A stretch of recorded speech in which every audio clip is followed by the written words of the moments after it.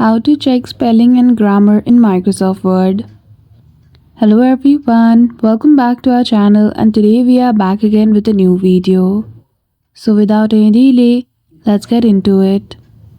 For that, firstly open your document file. Now as you can see, there's a red squirrely line under the word which is wrong. So to correct it, simply right click on it and choose the suggested correct spelling.